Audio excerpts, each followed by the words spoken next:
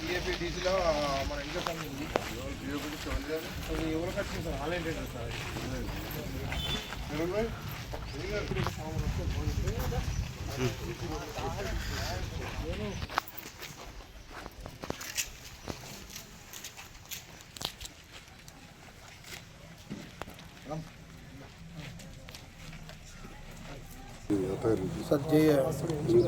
TR నగర్లో అంతకుముందు గతంలో టిఆర్ నగర్లో ఒక్క సీసీ రోడ్డు కూడా లేదు.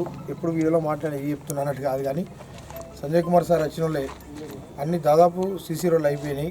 చాలా సంతోషంగా ఉంది. వాటర్ ప్రాబ్లం ఉండే బాగా వాటర్ ట్యాంకులు కట్టించారు, అన్నీ స్కూల్లో పనిచేయించారు, సంతోషంగా ఉంది. ఇప్పుడు కూడా టీఎఫ్ఈడిసి నిధులు కూడా మళ్ళీ ఒక 50 లక్షల రూపాయలు పెట్టారు. మేము సార్ కోరుకునేది ఏంటంటే అవి కూడా దీని లెక్కనే తొందర చేయించాలని మనస్ఫూర్తిగా కోరుకుంటున్నాం. అట్లనే ఒక చిన్న రిక్వెస్ట్ సార్, మాది తొందర అయిపోతుంది కాబట్టి ఒక 2 నెలలే ఉంది కాబట్టి మేము మీకు ఏమని అనుకోండి సార్, ప్లీజ్ రిక్వెస్ట్ అందరి తరఫున మీకు దయచేసి అడుక్కున్నట్టు అనుకోరు సార్. ఒక 20 లక్షల రూపాయలు పెడితే ఉన్న ప్రాబ్లం సాల్వ్ అయితే సార్.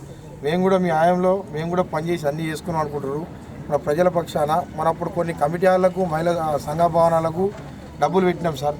ఆ గవర్నమెంట్ ఓట్ల అవి ఫండ్స్ క్యాన్సల్ అయ్యాట సార్. అవి ఒకసారి మీరు కొంచెం దాని మీద దయచేసి మళ్ళొకసారి ఆ ఫండ్స్ ఏమున్నాయో సంఘాలి అటవీన సంఘానికి పెట్టినాం, బెల్లూస్ కాలనీ మన కుండల సంఘానికి, కొన్ని పద్మశాలి సంఘానికి పెట్టినాం. అవి కూడా కొంచెం మంజూరు చేయించాలి సార్. ఇదైతే కొంచెం సరికి బెలూన్స్ కాలనీ ఘోరంగా ఉంది సార్. అదొక్కటి మీరు ఒక రోడ్డు అదొకటికి మైక్ ముందు అవతల పక్క రోడ్ ఒకటి శాంక్షన్ చేస్తే మేము మీకు దయచేసుకొని ఎన్నట్టు రుణపడి ఉంటామని మనస్ఫూర్తిగా కోరుకుంటున్నాను సార్.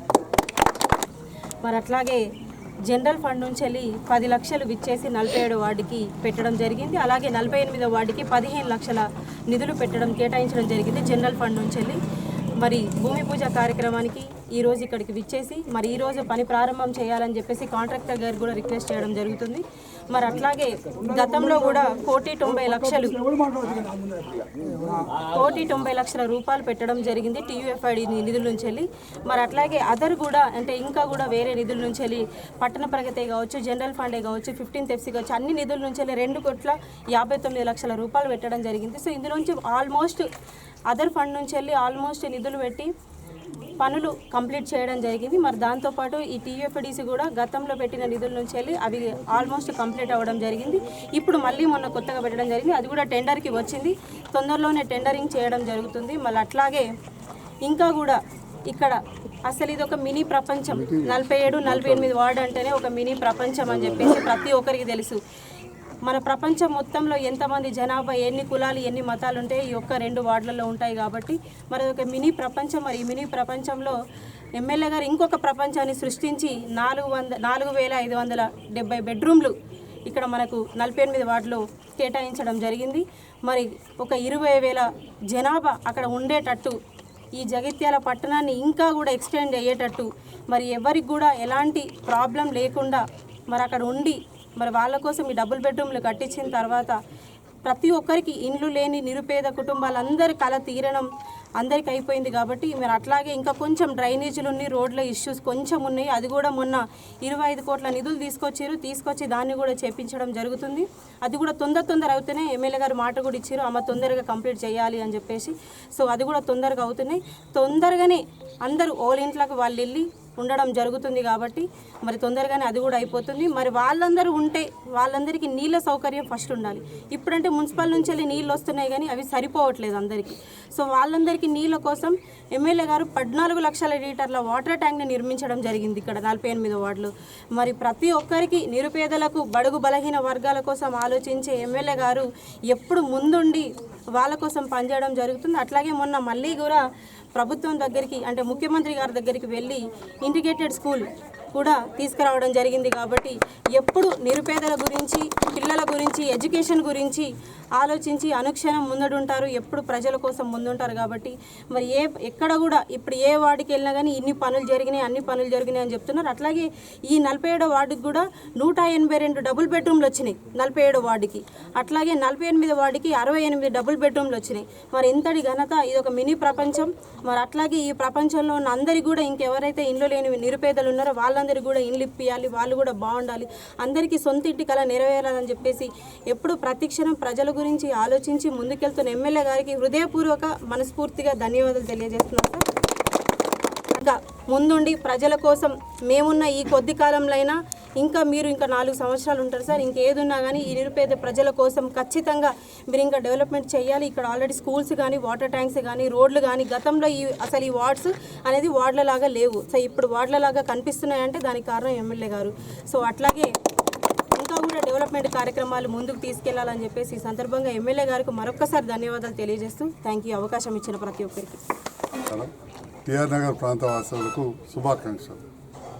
ఈ టిఆర్ నగర్ ప్రాంతంలో చాలా పేదవాళ్ళు నివసిస్తారు, అన్ని వర్గాల వాళ్ళు ఉంటారు. చాలా విషయాలు చెప్పారు.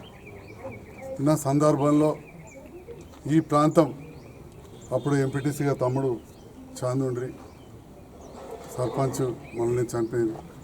అప్పటి నుంచి కూడా వివిధ సమస్యలపై నాకు చెప్తా ఉంటే మరి ఇక్కడ అత్యంత పెద్ద సమస్య నీళ్ళ సమస్య ఉండే. వాటర్ ట్యాంకులు కట్టించి ఆ బావి ఒక బొందలెక్కు ఉండే, అట్లాంటి దానికి మంచిగా గాజులు పోయించడం.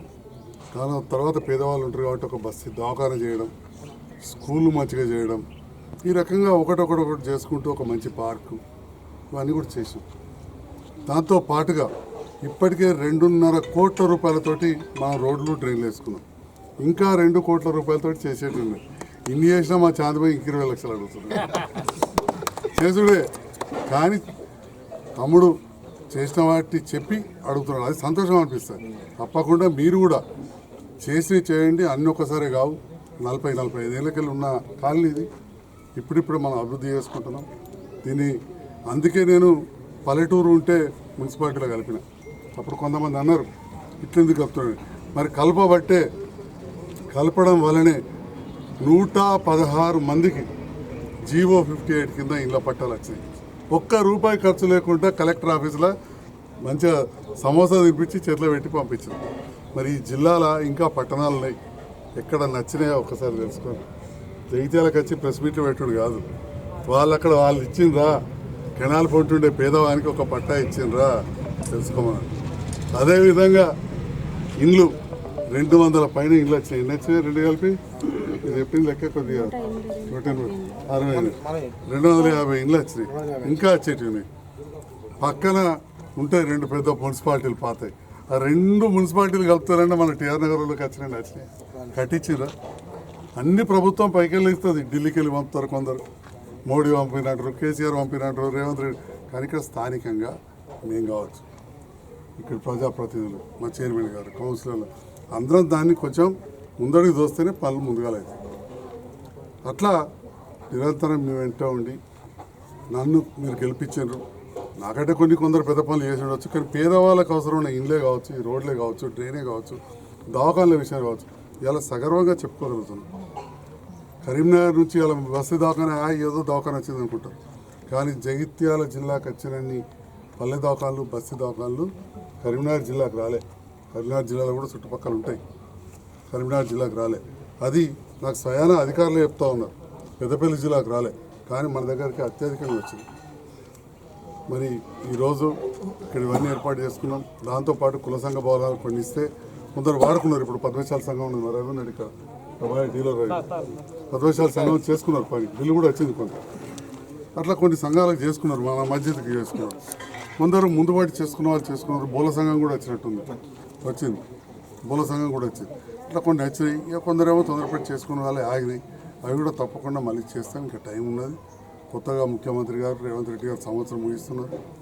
మొదటి సంవత్సరం ఎప్పుడు కూడా పెద్దగా జరిగాయి. ఇప్పుడు చాలామంది మాట్లాడుతుంటారు, రైతు బంధు ఎప్పుడు ఇచ్చినాం? 4 ఏళ్ళకి ఇచ్చినాం, తెలంగాణ ఇచ్చినాం. రుణమాఫీ మొదట్లో ఎంత చేసినాం? 25,000 చేసినాం. కానీ మీరు 2 లక్షల దానికా చేస్తూ కొన్ని తప్పి ఉండొచ్చు, కానీ 18,000 కోట్లు ఇచ్చినాం. అప్పుడు 4.5 ఏళ్ళకి వస్తాయి. అంటే ఈ రకంగా మన జగిత్యాల పట్టణం నియోజకవర్గాన్ని అభివృద్ధి చేసే భాగంలో మొన్ననే ఒక మంచి ఇంటిగ్రేటెడ్ రెసిడెన్షియల్ స్కూల్ కాంప్లెక్స్ కూడా దాదాపు 100 కోట్ల పైన కట్టడానికి నిధులు తీసుకొచ్చాం. అదేవిధంగా మీకు దగ్గరనే పేదవాళ్ళు ఉంటారు, టెక్నీషియన్లు అయితే డీజిల్ మెకానిక్ కావాలనుకుంటారు, ఇంకేమైనా కావాలనుకుంటారు. ఖచ్చితంగా ఉద్యోగం వచ్చే విధంగా వట్టి ఐటీఐ లాగా కాదు, ఏటీసీ సెంటర్ మన దగ్గర ఏర్పాటు చేస్తున్నాం. దాని వలన అక్కడ ఉండే 20,000 మంది పేదవాళ్ళు ఉంటారు, మన దగ్గర 5,000 మంది పేదవాళ్ళు. 25,000 మంది పేదవాళ్ళు మీ పిల్లలు రేపటి జగిత్యాల పట్టణం కావచ్చు, జిల్లా నియోజకవర్గం అక్కడ ట్రైనింగ్ అయితే రేపటి నాటి ఆ సర్టిఫికేట్ తోటి ఏ దేశమైనా ఉద్యోగం ఖాయం. స్కిల్ యూనివర్సిటీకి దాన్ని అనుసంధానం చేస్తుంది, స్కిల్ యూనివర్సిటీకి. సో అది కూడా మనకు దగ్గరనే వస్తుంది. ఆడదానికి రోడ్డు కూడా వేయిస్తా తప్పకుండా. దీనికి డబల్ బెడ్రూమ్ కూడా కలుపుతాం, ఆలోచన కూడా చేస్తూ ఉన్నాం. ఇవన్నీ కూడా ఒకటొకటిగా తప్పకుండా చేస్తాం. ఎందుకంటే మీరు చూసిర్రు కొన్ని పనులు కష్టంగా ఉంటే నేను అధికారులను ఇక్కడ తీసుకొస్తా.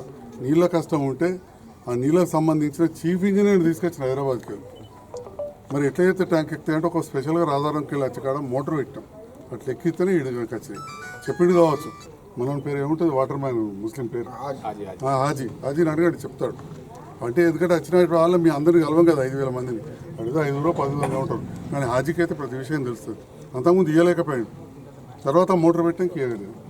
ఇంకా కొన్ని పైప్ లైన్లు అవసరం ఉన్నాయి. ఇప్పుడు మంజూరు వచ్చింది, కేంద్ర రాష్ట్ర ప్రభుత్వ నిధులతోటి మంజూరు వచ్చింది. అది మీరు చరణ్ సార్ను వాళ్ళతో కోఆర్డినేట్ చేసుకొని మీరు కూడా వాళ్ళు ఏ లైన్లో రాసిస్తే హౌస్ నెంబర్ రాసింది. పుష్కలంగా పైసలు ఉన్నాయి. ప్రతి ఇంటికి నల్ల వస్తుంది. అవన్నీ కూడా చేద్దాం. కొత్త కాలనీలు, పేదవాళ్ళు ఎక్కడెక్కడో గుడిసెలు వేసుకుందాం. అది కూడా నల్ల పైపులు వచ్చేలాగా చూడాలి.